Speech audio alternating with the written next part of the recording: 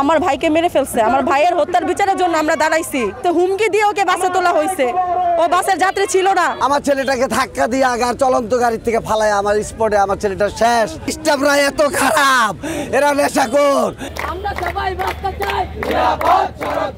কিছুদিন পর পর এই বেপরোয়া তাকওয়া এবং চ্যাম্পিয়ন বাস আমাদের রাস্তায় নানান ধরনের অ্যাক্সিডেন্ট ঘটায়।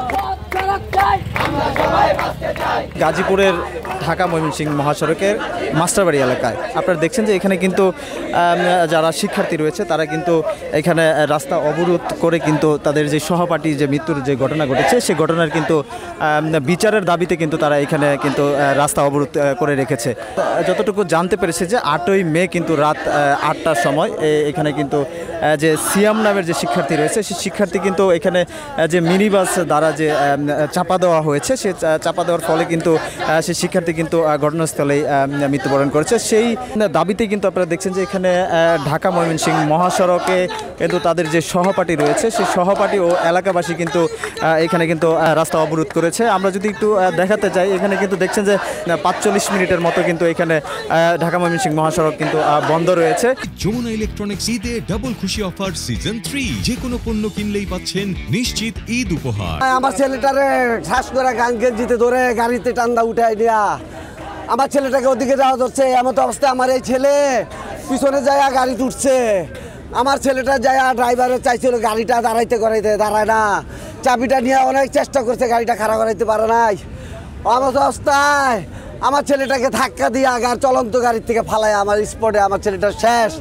আমার এই ছেলের রক্ত দিয়ে এই গেঞ্জি আমি ধুই নাই। আমার ছেলেকে ওরা হত্যা করেছে। এরা স্টাফরা এত খারাপ, এরা নেশাখোর, এরা মাদক সেবক, এরা মানুষকে হত্যা করে, মানুষকে মানুষ বলে বিবেচনা করে না। আমি এদের বিচার চাই, আমি এদের বিচার চাই। আমার ভাইকে মেরে ফেলছে। আমার ভাইয়ের হত্যার বিচারের জন্য আমরা দাঁড়াইছি। আমার ভাইকে নির্মমভাবে হত্যা করা হয়েছে। হুমকি দিয়ে ওকে বাসে তোলা হয়েছে। ও বাসের যাত্রী ছিল না। ওর সামনে নিয়ে ধাক্কা দিয়ে পিষা মেরে ফেলছে। ওর হাত ছিল না, শুধু টায়ারের দাগ ওর হাতে। মাথার মগজ রাস্তায় পড়ে ছিল। রাস্তার একটা লোক আমার ভাইরে ধরে নাই। আমরা শুধু চাই তাকওয়া চ্যাম্পিয়নকে বয়কট করার জন্য। ওরা স্টুডেন্টদেরকে মানুষই মনে করে না। খুনিরা কেন বাইরে ঘুরবে এখনো? আমরা এখানে দাঁড়িয়েছি আমাদের ভাই সিয়াম হত্যার বিচারের দাবিতে এবং নিরাপদ সড়কের দাবিতে। কিছুদিন পর পর এই বেপরোয়া তাকওয়া এবং চ্যাম্পিয়ন বাস আমাদের রাস্তায় নানান ধরনের অ্যাক্সিডেন্ট ঘটায়। পুরা গাজীপুরে আতঙ্ক দাঁড়িয়েছে আমাদের এই তাকওয়া বাস। আমরা চাই অনতিবিলম্বে এই তাকওয়া পরিবহনের বিরুদ্ধে কার্যকরী অ্যাকশন নেওয়া হোক এবং আমরা 2 দিনের আলটিমেটাম দিচ্ছি। 2 দিনের মধ্যে যদি আমাদের ভাইয়ের হত্যাকারীকে ধরা না হয় আমরা কঠোর কর্মসূচিতে যাব।